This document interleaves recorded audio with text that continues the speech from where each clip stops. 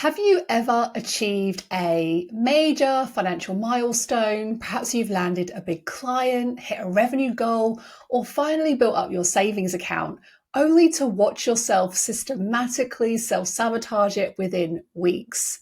Maybe you suddenly took on an underpriced piece of work or made an impulsive, expensive purchase. Haven't we all done that? Or created some kind of drama that has torpedoed your success. If this sounds familiar, I want you to understand that this isn't a sign of weakness. There isn't something wrong with you.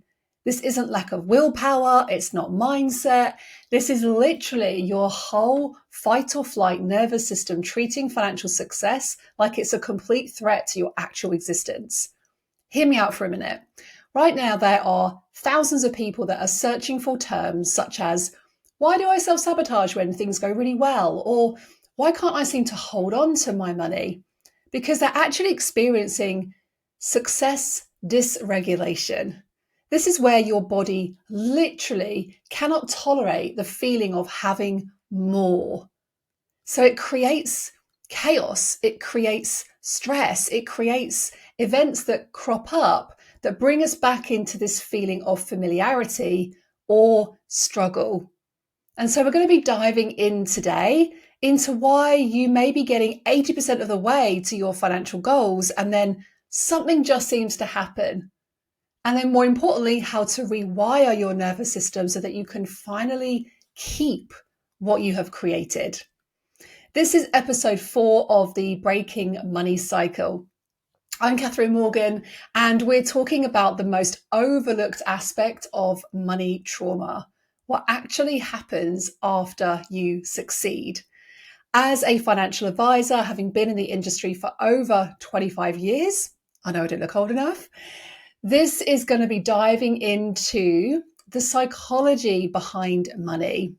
And in episode 1 of the Breaking Money Cycle series, which if you haven't listened to episode 1 yet, go check out the link below, we explored the 3 different money zones: receiving, holding, and giving, and how the not enoughness loop, this kind of unworthiness feeling, hijacks all 3 of those zones. Episode 2 in this series gave you some really practical embodied practices to start rewiring your nervous system for safety. And episode 3 showed how undercharging is essentially money trauma in disguise. You can grab all of the links and the free resources from all of these episodes at themoneypanel.co.uk/breaking money cycles, where you can go deeper into those 3 money zones. There's a little assessment in there for you, and there's a free guided heart breathing audio for you to start using today to start creating some shift in your body. So let's dive into something that I have got curious to recently, where people might start implementing money practices.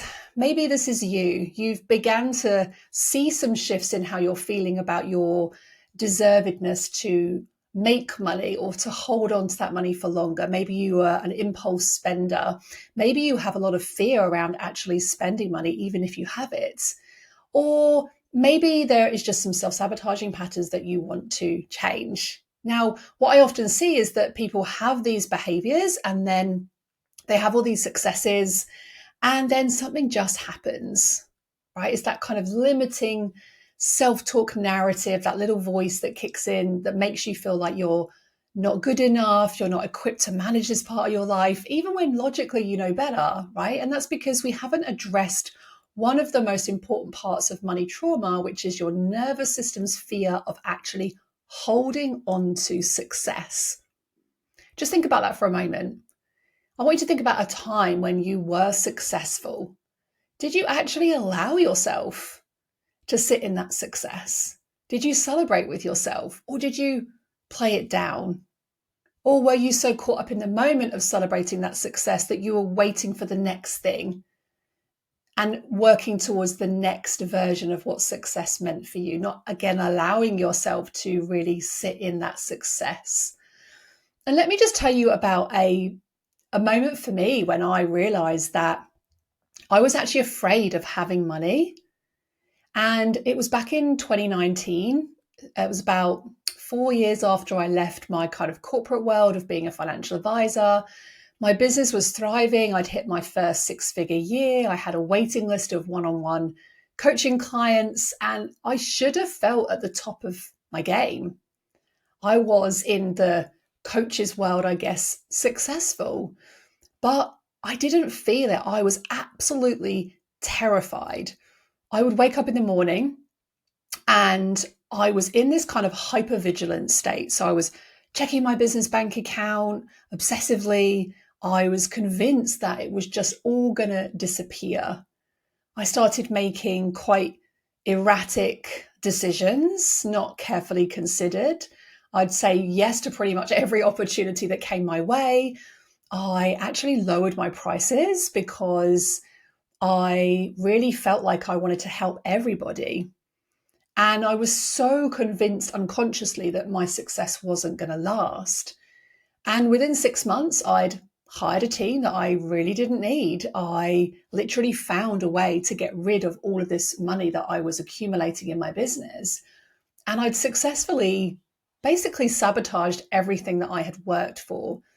And what I didn't understand then was that my whole nervous system was doing exactly what it's designed to do. It was keeping me safe by returning me to this state of familiarity. And so if you grew up seeing evidence of how success came with more problems, like more money, more problems, or maybe success meant loss of friendships. And actually, coincidentally, also during that time in my life, I did lose a few friends. And so I was telling myself, like, more money, more problems, right? Losing connection. Maybe you're worried about judgment from your family. What would they say about me if I was suddenly the most financially successful person in my family? And you can see why you might actually be sabotaging when success actually does happen. So let's talk about the holding zone. So in episode 1 of this series, we talked about your capacity to keep and enjoy what you have received in zone 1, right? Zone 1 is receiving, how comfortable you feel to receive money, receive love, receive compliments. Zone 2 is about holding on to that, because sometimes we can make loads of money, but then we just get rid of it as quickly as it comes in. And this is because there is a sabotaging block in zone 2, right? Now, when success feels dangerous to your nervous system, there's a fear of losing friends, losing connections, being judged by other people, right? Then this holding zone becomes somewhere that is unsafe. So you can't enjoy what you have. You can't leave your money to grow and accumulate in savings. There always has to be something that needs to be spent. And you certainly can't trust that it's actually yours to keep, right? And this is success dysregulation.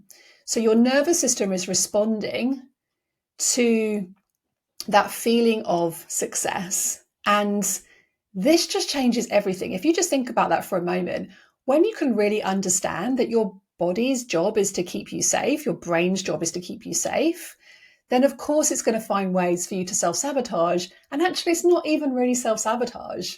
It's your body's attempt to keep you in those patterns of familiarity.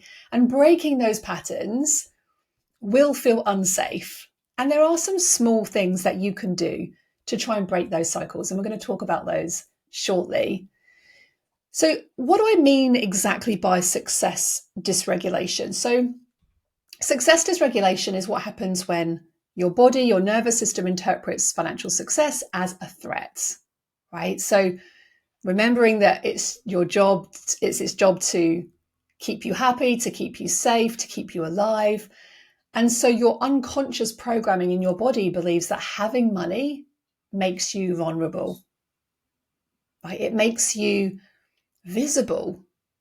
It's maybe bad in some way, right? And that's why it's so challenging to return to this place of safety, because struggle feels safe.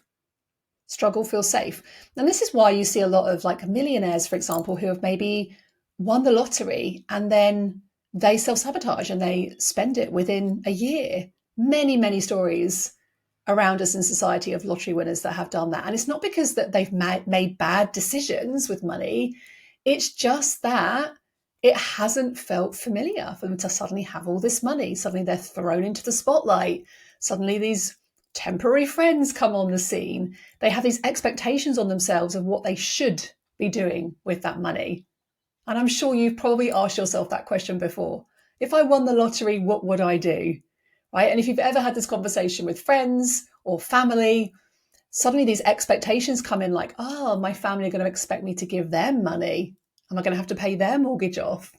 Right? And there's this sense of huge responsibility. And it does show up very differently for everybody. Right? The pattern is not always the same. So sometimes what I have witnessed with my clients is that you can get really close to a breakthrough, and then your nervous system unconsciously creates situations that brings you back to struggle, right? Sometimes it can be other experiences where it's like new level, new devil. So maybe there's like a certain level of success that you are allowed to have, but once it gets over a certain amount, then it tips you into unfamiliar territory. And I often see this with family generations where perhaps there was an uncle who was a multimillionaire and he went bankrupt. And so as a family blueprint, the family's belief system is that, well, you can make a few multi-million, like you can make a few million, but no more than that, right? And so they kind of hit this ceiling of what feels safe. And when I actually asked this question in my community recently, a lot of my community members described when I asked about their biggest money challenges as things like inconsistency. So this lady, Sam, in our community, she was sharing how money was inconsistent. So being able to handle the practical side of money, but struggling with managing the money emotions. And this is a real classic holding zone dysregulation. We had another lady, Jessica. She shared that her relationship with money feels like a lot of hard work. There is an avoidance of spending too much and focusing on growing money, like a detachment. And the detachment that she's referring to is basically her nervous system protecting her from feeling too much about money, because feeling means being vulnerable to loss. There was another lady, Joanna, who captured the fear of money like so perfectly. And she was talking about how managing her lack or fear of lack really affects her decisions. And this is exactly what I'm talking about here. When your nervous system is dysregulated around success, every single money decision is filtered through, but what if? But what if I lose it? But what if it's taken away? But what if somebody judges me? But what if? Right? These what if statements. And it's a good question to ask yourself. What if you were successful? Then what? And you can actually really start to understand what are the belief systems behind success and what that means for you. There was a guy, Stephen, in our financial coaching community who recently shared that he said, fear of not having enough is not being prepared in case my business doesn't succeed. And the irony is that this fear of not having enough often creates the very circumstances that we are trying to avoid. So let me just give you a short reminder of these 3 money zones that we explored in episode 1 of this series. So the receiving zone is your capacity to accept good things into your life. Money, opportunities, compliments, without deflecting, without pushing them away. Your holding zone is your ability to keep and enjoy what you've received without guilt, without anxiety, without compulsion to immediately spend or give it away. And then your giving zone is your capacity to share your resources from choice rather than people pleasing or shoulding or compulsion. And when all 3 of these money zones are functioning really well, money is going to be able to flow throughout your life There's not going to be those moments of emotional negativity when we receive, when we hold, or when we give, right? But when we have experienced a money trauma, especially success traumas, they can create the exact opposite of what we're trying to achieve. And I'll give you an example of a success trauma that I see a lot in the business world. So a lot of business owners will go through that typical cycle where they're in startup phase, they'll start to make really good money, and then maybe they start hiring a team, and maybe one of those team members just happens to not be the right fit, right? And perhaps they consider that to be a bad financial decision.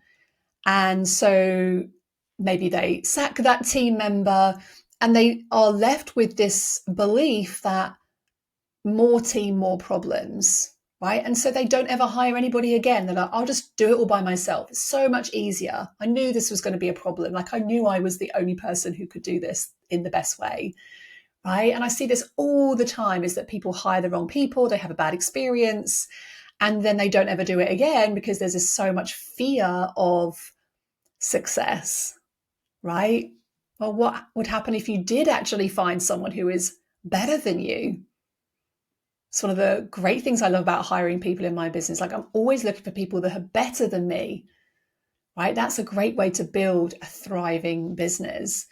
But you can have experiences where things don't go quite right, and then you just tell yourself these stories of, right, this is too dangerous. This is not for me. And I see it a lot in the online space, and especially in the entrepreneurial space. You know, maybe you've achieved something really great. Maybe you've won an award, and instead of celebrating, you actually feel quite anxious about it. And instead of feeling quite expanded, you feel contracted. Your body literally can't relax into having more. And it can actually manifest itself in three very distinct ways. The first is in the example I shared with you earlier, which is hyper-vigilance. So you become quite on the lookout for threats to your success. So in my example, checking accounts consistently, maybe catastrophizing about future problems, things that haven't even happened yet. In your mind, you're going through all of these worst case scenarios. And so you're living in this waiting step, this waiting energy. You're waiting for someone to drop an error, or someone to make a mistake, something bad to happen. Right? It's a hypervigilant state. And so money can actually become a source of anxiety rather than security. The other way it can manifest itself is through really sabotaging behaviors. So maybe you start making decisions that seem quite logical, but actually undermine your success. Maybe you take on projects that just don't really align with your values, or start giving away your expertise for free, or making quick decisions in your business that actually jeopardize what you've already created. And then the third way that this can manifest itself is through this kind of inner critic, this sort of worthiness. And the inner critic becomes quite dangerous, because it's these constant stories in our heads, right? Telling you that you don't deserve what you have, that you're a fraud, that people are going to discover that you're not as good as you think you are, right? Maybe that, people are going to discover that I'm really not that successful. And that's the other way it can also manifest itself. So what about the opposite to this then? So if you weren't self-sabotaging, if your system wasn't unregulated or dysregulated, well, what does regulated success actually feel like? I can almost hear some of you going, just tell me. Just tell me. Like, I really have never experienced this before. Well, this is why I love nervous system work with money, because there's so much possibility that exists when your body and your nervous system learns that it is safe for you to be successful.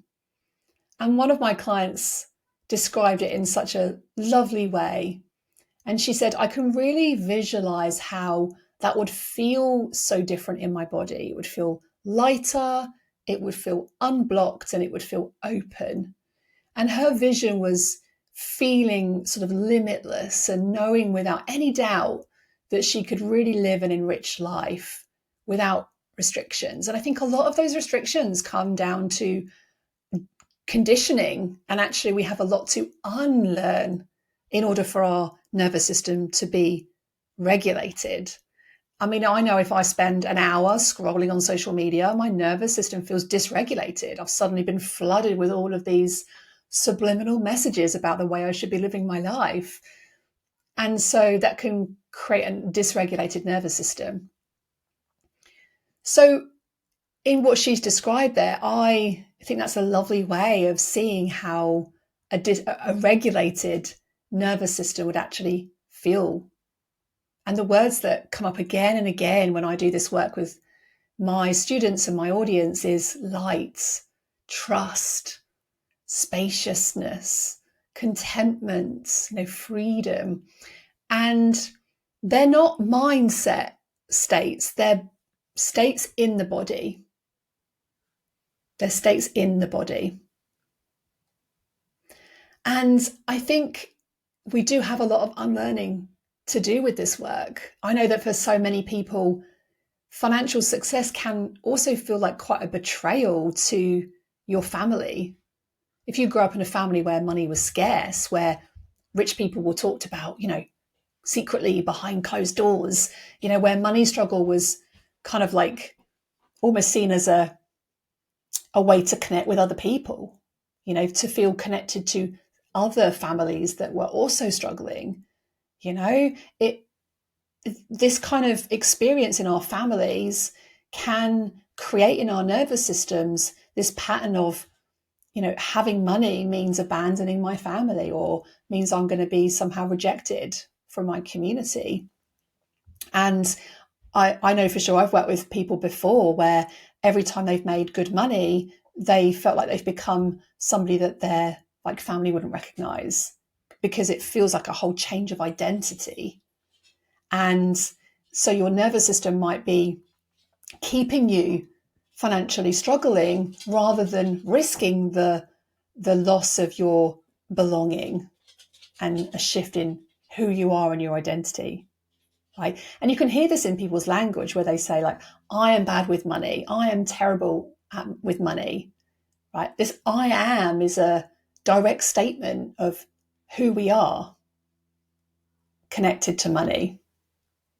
So interesting. Notice those patterns. And if you download our money beliefs guide, there are some other language patterns that you can try and spot in your own descriptions of how you're describing money, which might give you some clues as to where to get started, particularly around those 3 money zones. And it's not a choice, right? It's not a choice between success and not success. It's not a choice to be success or to belong, between having money and being a good person, right? It's not a choice. So recognizing these dysregulation patterns is the first step. So let me walk you through 6 of the most common patterns, and then I'm going to share how you can start to shift your nervous system around these pieces. So these are the most common ones, and I wanted to share these because I feel like by hearing these, this is from 10 years worth of this work in my community, it will help you to feel like this isn't just something you're experiencing. This is something that's very, very common. So the first common pattern that I see is inconsistency. And this is usually where your nervous system is flitting between hope and protection, hope and protection. One day you feel capable of managing really well, managing money well, and then the next day you're just completely overwhelmed. And this is a completely normal nervous system state that's cycling between these 2 feelings. The other common way that this shows up is where people feel that money feels like hard work. And this often means that you're trying to think your way out of these body-based responses. So your nervous system does need time to integrate new information. And so what happens is people just blame themselves and say, oh, I'm just doing something wrong. There's something wrong with me. Like, I'm just not getting it.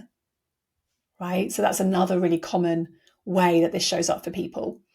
Another way is, do you perhaps fear that your business won't succeed? So remember that the fear that we have around success is that it often gets really magnified when you're growing a business, right? Because you're constantly comparing yourself to other people. And so a lot of us will fear deeply that this isn't going to work. Oh, what happens if this doesn't work? And again, we start to catastrophize. I'll have to go back to my job. I'll have to go back and work for my boss. I'll have to go and do that work that actually created burnout for me. Right? And so your nervous system's actually preparing you for failure rather than risking the vulnerability that actually it might be successful. The other way, the other really common, I would say this is one of the most common for people when they get to higher levels of financial success.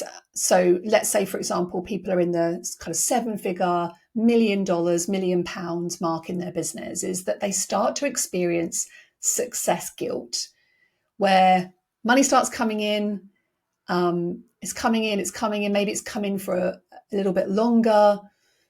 And instead of celebrating, you feel so guilty. And you start thinking about all the people who have less than you, questioning whether you deserve what you have, or feeling like you need to give it all away to be a good person. And people often describe this as this state of identity. Will money change who I am? Or am I worthy of this level of financial success? So a really, really common one. The other common pattern I see is that maybe you panic about the thought of getting visible. People often say this on discovery calls with me. They're like, I want to get visible, but I don't. I want to get visible to increase my sales and, and do my marketing plan, implement my marketing plan. But there's this real deep fear of getting visible because they're making it about themselves. And nobody wants to get visible in reality, right? And the more successful that you become, the more you actually want to hide. So maybe you stop posting on social media, or declining speaking opportunities, or downplaying your achievements, because actually being seen as successful feels terrifying. And this is what people mean when they search on Google for things like scared of being wealthy. Like, they're scared of being seen. They're scared of being criticized or judged by other people. The other way that I see come up a lot is people doubting themselves. So even despite all the evidence that they have had, all the evidence to the contrary, you become completely convinced that success is just a fluke, right? That you've over-prepared for everything. The reason you've got the success is because you've taken excessive risks, or you've avoided taking on challenges, right? Is that you kind of try and justify it because you think that, well, maybe this is just a fluke. I'm just lucky. I was just in the right place. I just happened to be connected to the right person. And so you doubt yourself. It's another really, really big pattern that I have seen.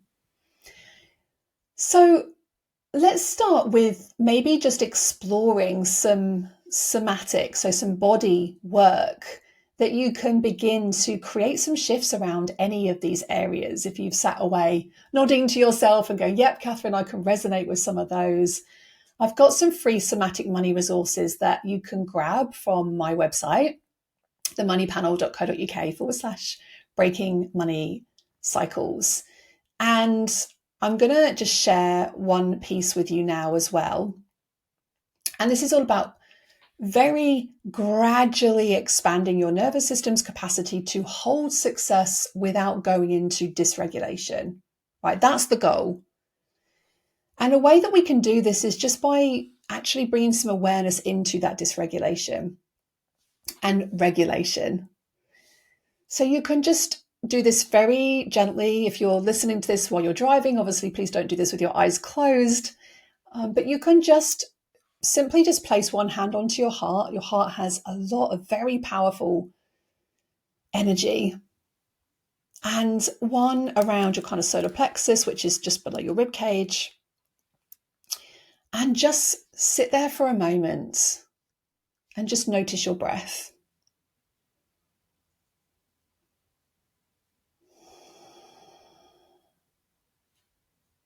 Just notice your breath.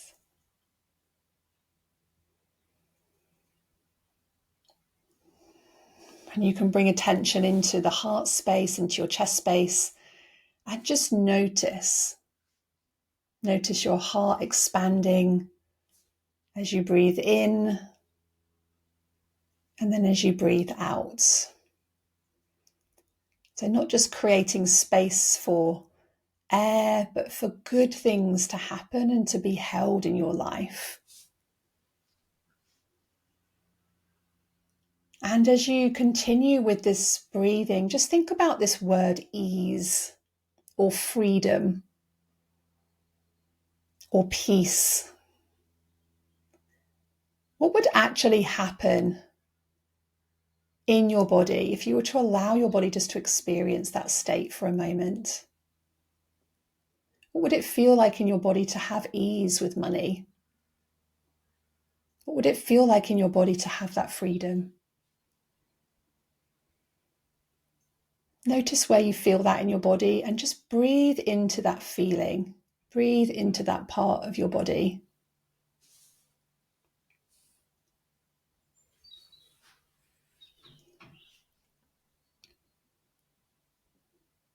And now I want you to think about this word trust. What if your nervous system, what if your body could trust that you're equipped to handle success? What if it could trust that you wouldn't lose yourself in that process? And I want you to think of a very small financial success that you've had recently. Maybe it's receiving a payment. Maybe it's getting a compliment on your work. Maybe it's having enough money for something that you wanted to buy. And just start with something small. And as you hold this memory in your mind, just breathe into any contraction that you may experience. If any anxiety arises, just breathe compassion into it. If any guilt appears, send it love. Remember that your nervous system is just based on old information, old patterns. So just take a moment to imagine that you're sending some love and compassion and appreciation.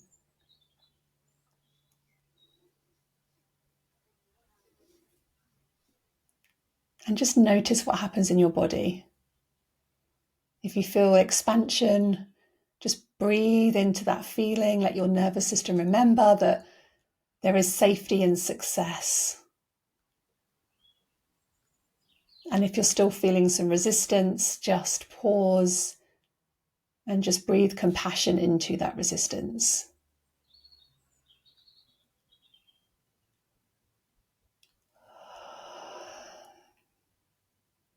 And just allow yourself to bring in a vision of the future, a time when you are perhaps limitless. Limitless in the sense that your nervous system isn't constantly putting those brakes on your potential.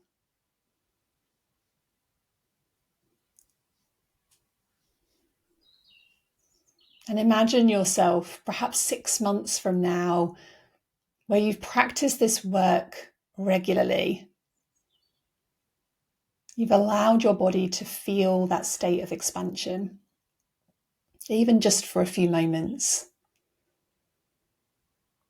And I want you to imagine, how does this version of your body hold yourself?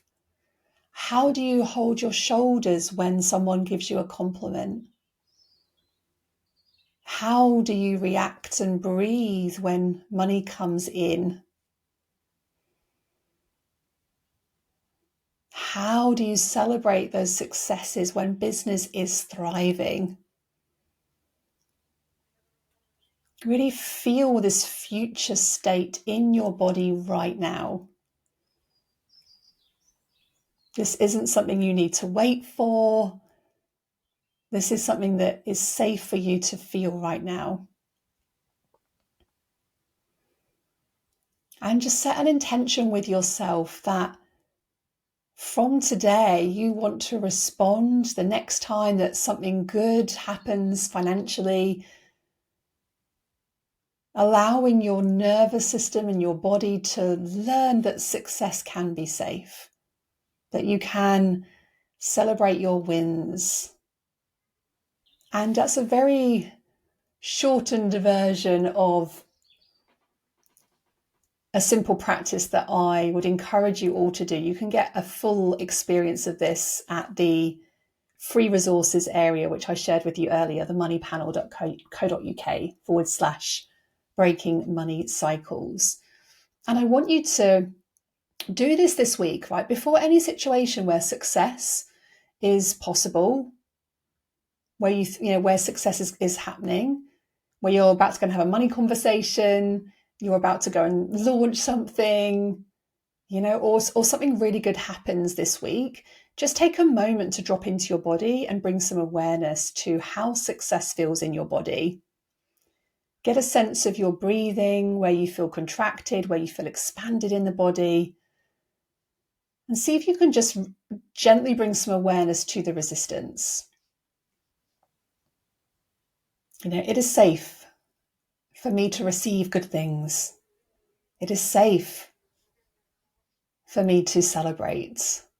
This is something I would do if I was doing a full piece around this. I would be using emotional freedom technique, or otherwise known as EFT. This is something we teach in our financial coach program, where we're actually using meridian points in our bodies to tap away those negative beliefs, to clear those stories, so that we are then open to receive more regulation.